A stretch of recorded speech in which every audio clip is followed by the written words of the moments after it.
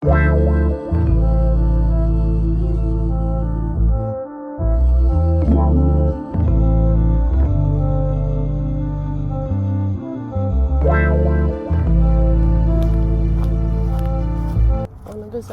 my baby's grave, y'all. So this is the after of my baby's grave. I just put a couple of flowers, just a little stepping stone from the Dollar Tree, because this stuff it just gets really dirty. And here's just some little angels that I've had over a couple of years. They get really dirty, but that's cool. Baby's in the ground, so they in the ground too. Alright, baby, mommy loves you. Mommy loves you so much.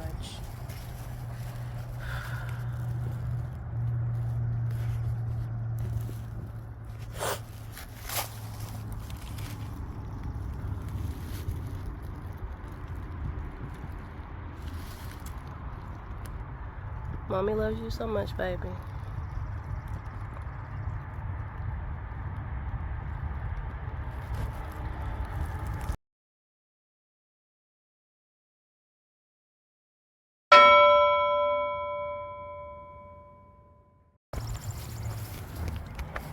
So I'm leaving now from visiting my baby's grave. I cleaned it off, and I haven't been in years, so I'm glad that I went and did that, because I just needed to. And plus I've been wanting to for a while. You know how it is whenever you always find excuses to do things. Well, excuses not to do things. But I'm glad I did it, and I feel better about it overall. It's not the easiest thing. Definitely not the easiest thing to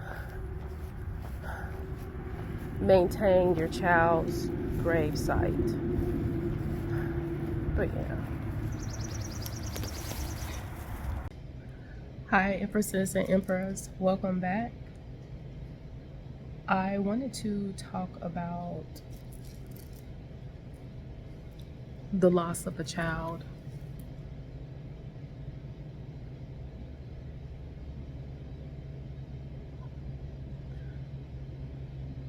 I lost my baby at 7 months pregnant. I didn't quite know what happened with her. It wasn't anything like the umbilical cord was around her neck or anything like that. All I know is that one day, me and my boyfriend, we were outside doing some yard work. And before that, I would get really tired really quick. And I never knew, and I didn't know why. And I just figured, okay, I'm just pregnant. That's just what happens. So anyway, I went and we were watching the BET Awards, and I was eating pomegranate. And I felt her kick before, but then I felt that final kick.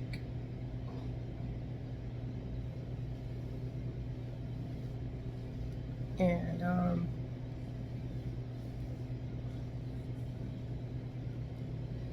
the next day, thank God, I had a visit with the doctor for an ultrasound, and I know I had to drink that orangey stuff that's supposed to make them really move. I drank the orangey stuff, and so the doctor came in, and she didn't feel the baby's heart.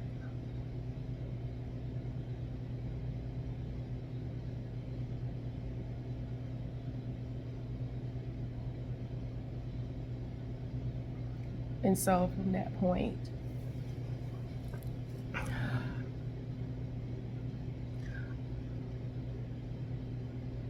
they called my mom. She came And then I later found out that that doctor had previously, I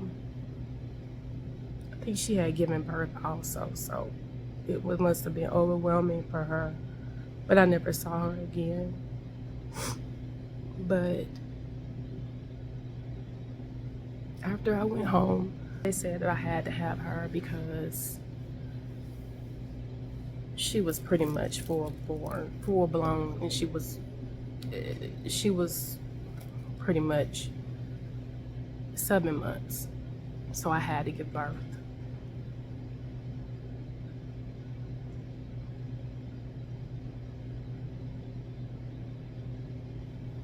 I was in labor for 24 hours.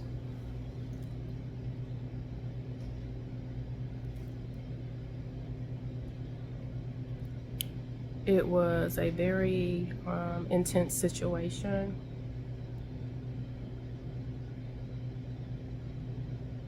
Knowing that you're giving birth to a child that's not alive.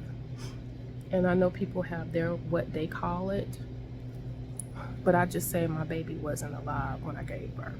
That is what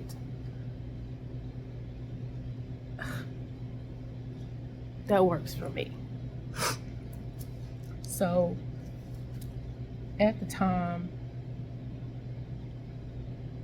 my previous boyfriend, because he was just a manipulative person, and he put me through so much, and my mother blamed him because he had me up under a lot of stress. So at the beginning of my pregnancy, you know, we weren't even together. We weren't together. So my child's father, we weren't together.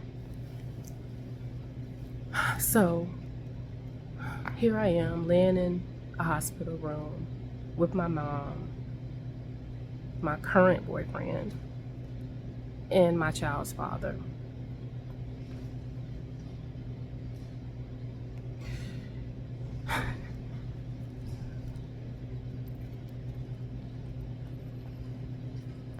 All I could do is just sit there and look around, and I felt that the tension was definitely in the room. The tension was all in the room because I could know my mama, she did not want my child's father to be nowhere around, and I don't blame her because he put me through so much. I mean, literally, I was sleeping on a air mattress at 7 months. Well, no, at 5 months. And it was because,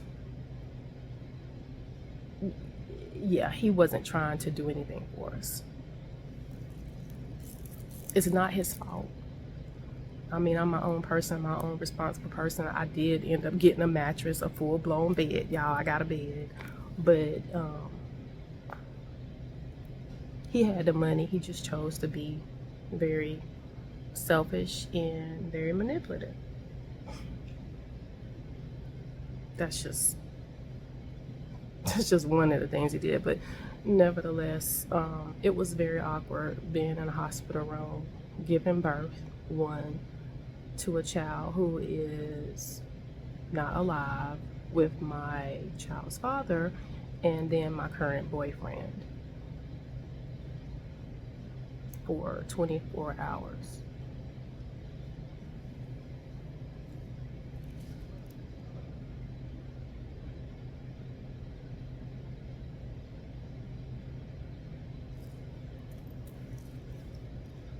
This has happened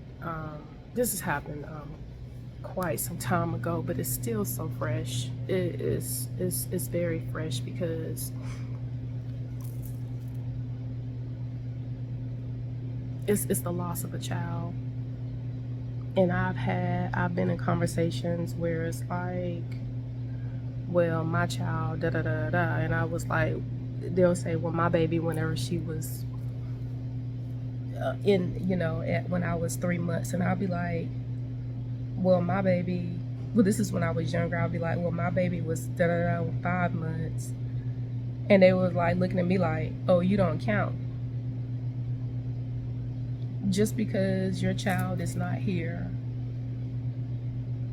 you still count. Yeah, you do. Your child counts and you count.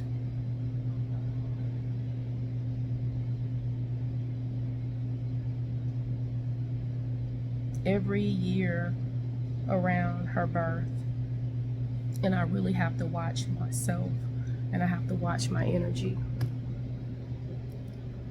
because every year around her birth, things will start to get like really awkward for me, meaning like when I was younger, of course, I would start drinking more, and I didn't know why I would drink. Like, I mean, it's just a lot of stuff would just start happening. Like, my energy would be so off. It would be so off, and I didn't know why. And then I'd look up,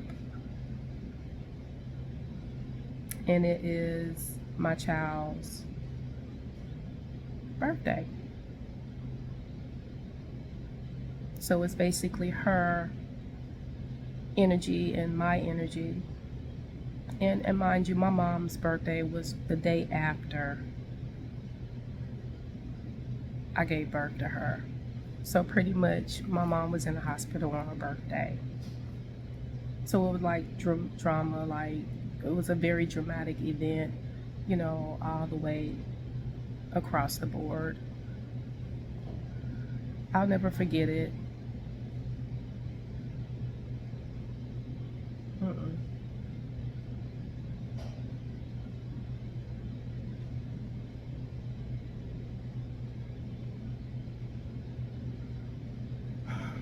So it's like I get home from the hospital, then you have to bury your child. You don't have to bury your child, but I wanted to bury my baby. Who wants to bury their baby?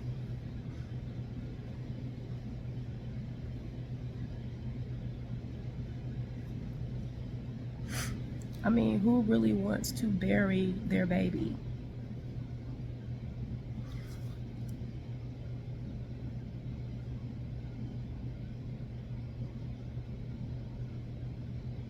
So after I get home, of course, you know, I had the breasts, they were full of milk, and then they're all engorged, and then my body's aching.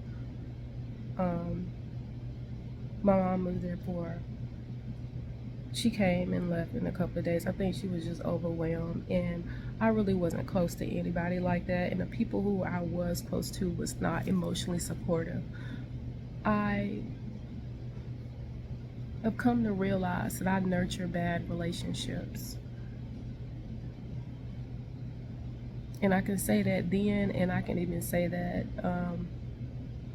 you know, up to a certain point now. Now I know better. But for the most part, I have nurtured bad relationships, and I accept it. Because out of all the people who I've ever hung out with, you know, went to parties with, house parties, or trips with, none of them were there. And none of them actually called me and asked, was I okay? None of them, even after the fact, when they knew what happened, initiated any type of conversation about it.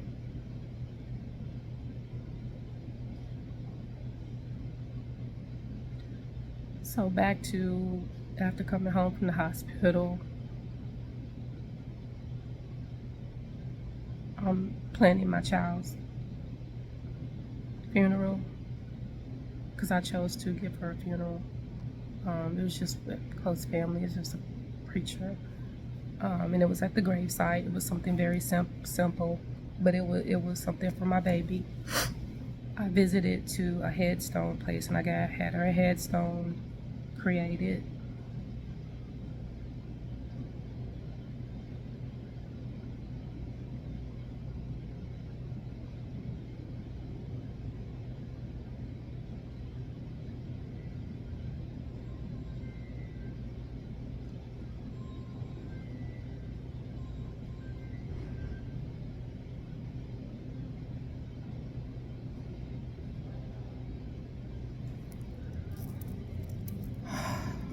we had the funeral. After the funeral, life was just life, and it literally was just, I was depressed. I fell into a depression.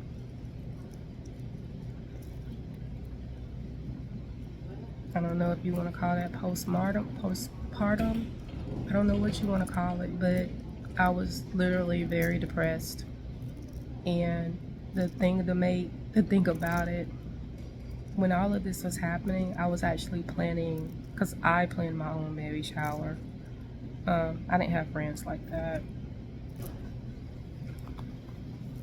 So I was planning my own baby shower. So I had all this baby shower stuff laying around the house.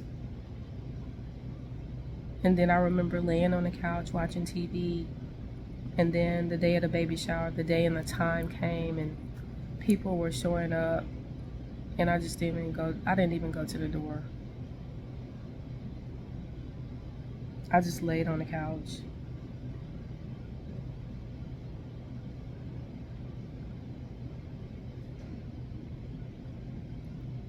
I remember breaking down, taking all the stuff out the crib and breaking the crib down, and some of the stuff I still have. I still have it.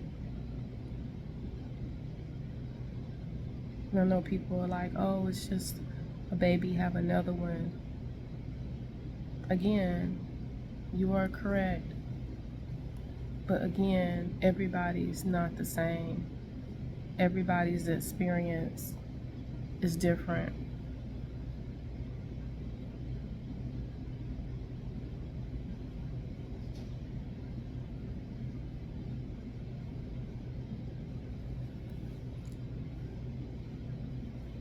What if they have a situation where they can't have another child?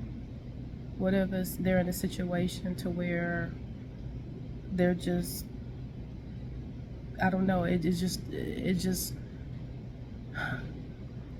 this situation hits them so hard to where they can't bounce back, where they don't want to have another child. So to anybody who just says, oh, just have another child, or oh, the child, it doesn't matter, it's just, still a baby or whatever, you didn't get to hear the child speak. You didn't get to look at the twinkle in their eye. You didn't get to feel their breath on your cheek, or it's still your child.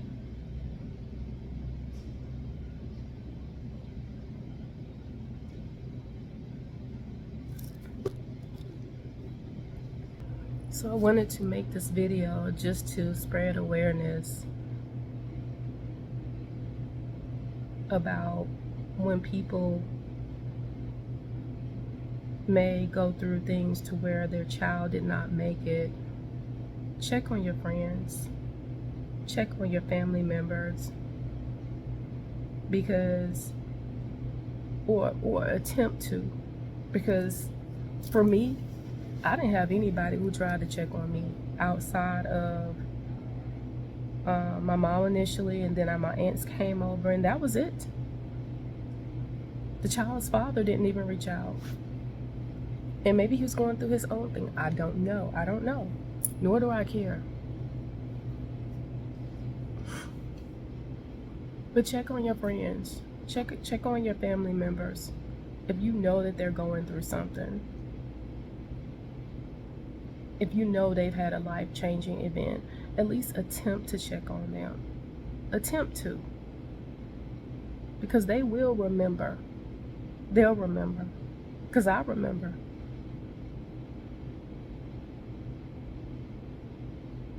But then it's like, if you go around that person or whatever, and they're talking about their kids and all, I've only had one person who's actually, only one person who's actually said, you know what?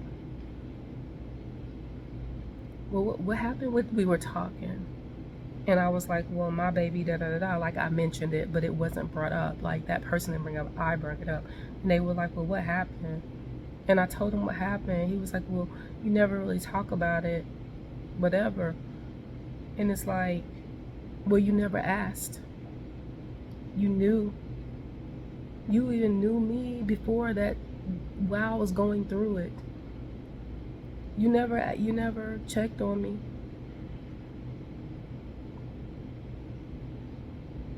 Be careful who you call your friends.